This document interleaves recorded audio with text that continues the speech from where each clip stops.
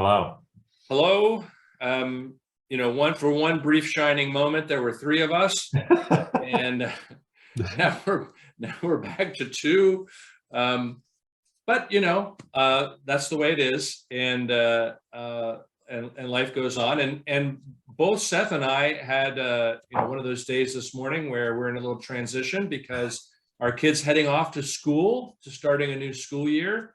So a little more work for that on your end, Seth, and on mine.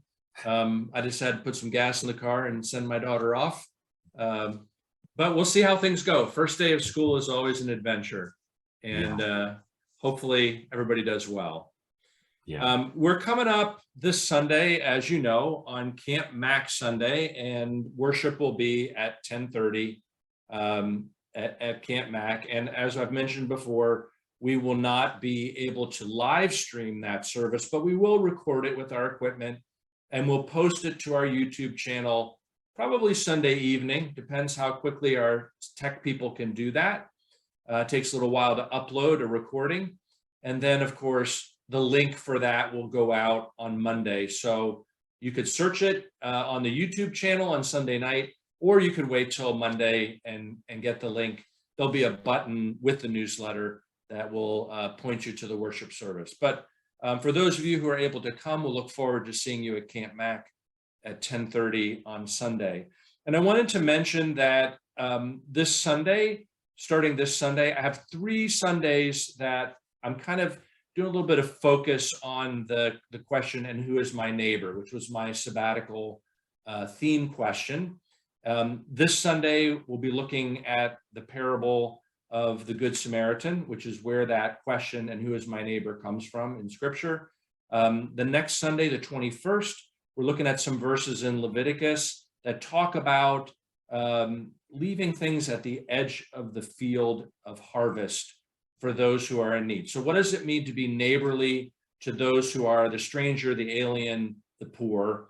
And then the third Sunday, the 28th, the scripture is from Matthew 25, the familiar story of the sheep and the goats, and thinking about neighborliness in terms of not just being part of neighborhood watch, but neighborhood action, like how it pushes us out into the world. Our neighborliness, our concern for our fellow humans pushes us out into the world with acts of kindness, charity, and mercy, which is sort of where it all lands. So 3 weeks, you might be sick of the theme by then, but I just want to, it'll give me a chance to push a little bit into some things that I've been thinking about, maybe give you some examples and stories from sabbatical.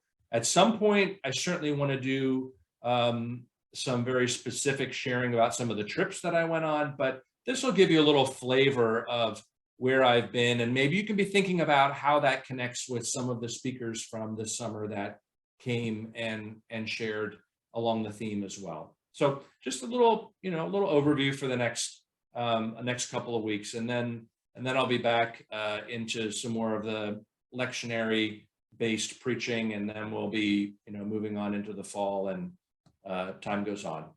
So, and speaking of moving on into the fall, Seth, do you want to talk a little bit about what's coming up? Definitely. And I just wanted to say I'm looking forward to those Sundays, and just appreciation for all of the preachers this summer that shared on that theme or other ones through, and just you're lining up with that, and everyone sharing was nice, and look forward for this sort of putting a nice extension on that through the summer. Yeah. And like you mentioned, looking into the fall, I just want to show you an image that you'll be seeing around. This is a graphic. Can you see that? Mm-hmm. Okay. Yep. Here is the graphic for October 8th. This is the fall festival. There'll be music, some workshops, some games, yard games, things of that nature, local food, local artisans that'll be selling some things, and really for all ages, intergenerational again. And you'll be seeing this, more information about it. Right now, things are up on the website, and sort of the same process as Carrie Newcomer. Again, if you want to reserve tickets in case we have to be indoors and there is a limited seating, it is free, so there's no charge. There's a place there that you can pay it forward and provide some funding for future ministries, but it is free. But if you want to reserve your space in case the weather forces us to be inside, anyway, there'll be more information, but just look for that. Put that date on your calendar again.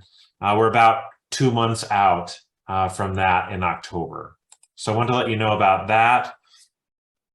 And then I just wanted to, close us with just some of these words you sort of alluded to, this time of the school year starting. I know for Manchester, that is today. For others that are either homeschooled or other districts, seems like it's all happening around this weekish for people. So I was wanting to let folks know that one, online, if they want to see the video recapping some of the images and stuff, that's up on our YouTube page, separate from the whole worship service, if you want to see that. And I thought I'd close this with some words from National Youth Conference from the theme song. We didn't share that on Sunday, but there was a theme song commissioned by Jacob Krause from the denomination. And he has this refrain that, as we're in our busy lives here, that are good reminders, I think.